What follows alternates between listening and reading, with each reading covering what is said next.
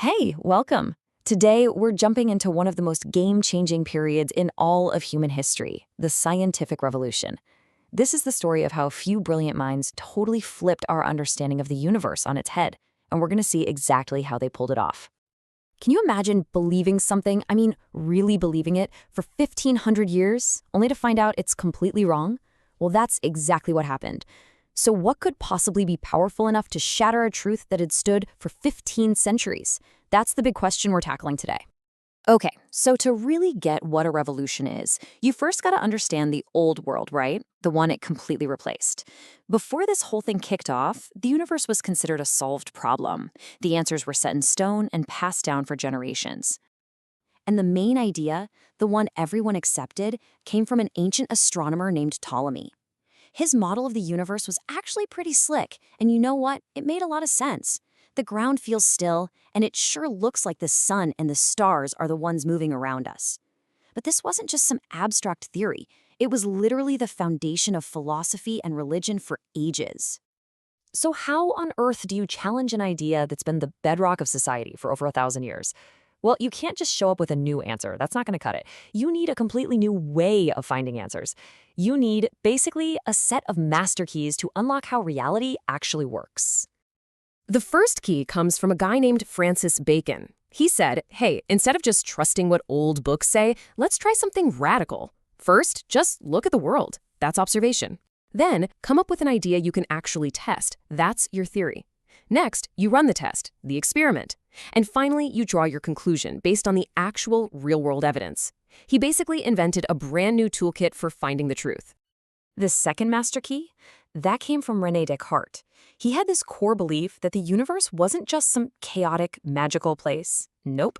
He saw it as a giant, intricate machine that operated on logical, predictable rules. And what's the language of logic and patterns? It's math. For Descartes, math was the secret code to understanding how the universe worked.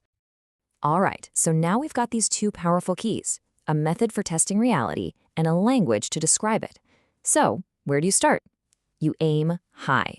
You turn your gaze upward, to the place where those old answers were most powerful, the heavens.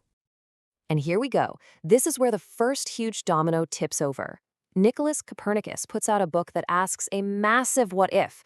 What if Ptolemy had it all backwards? What if the sun is the center of everything, and we're the ones hurtling through space?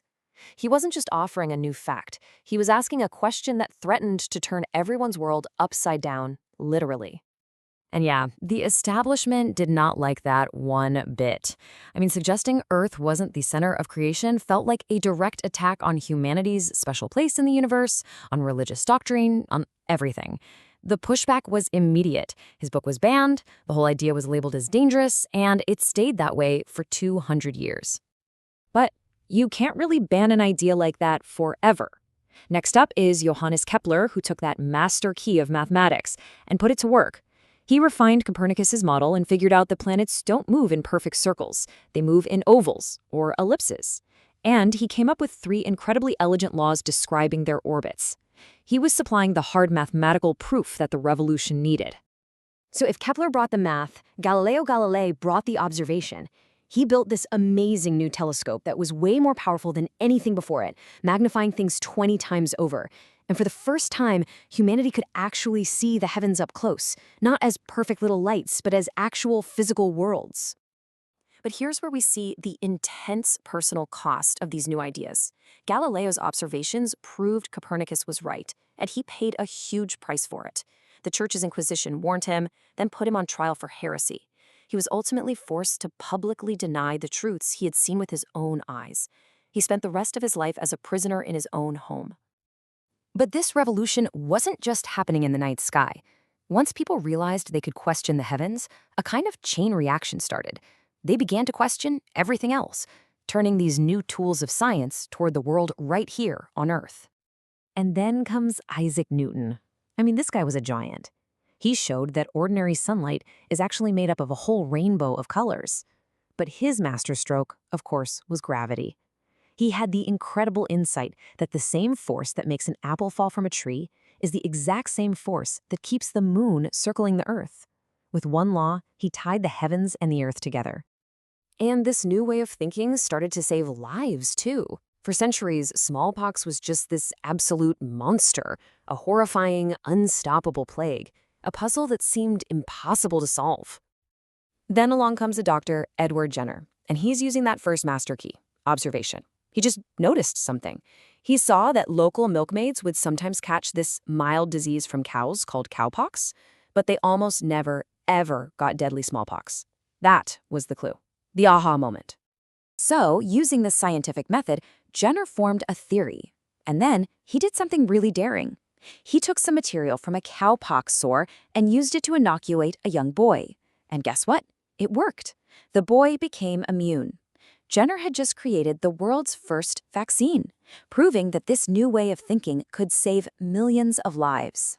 So, when you step back and look at the whole picture, what did this all amount to? The scientific revolution wasn't just a list of new discoveries. It was a fundamental shift in how human beings approach reality itself, and it left a legacy that we are all still living in right now. So the big takeaway is this. The revolution taught us to demand evidence instead of just accepting what we're told. It gave us the scientific method, this amazing tool for figuring things out. It showed us that math is the language of nature. It completely transformed our view of the universe and our own bodies, and it laid the foundation for our entire modern technology-driven world. Which all brings us to one final thought. The heroes of this story were just people who were brave enough to question what everybody else thought was a settled fact. It really makes you wonder, doesn't it?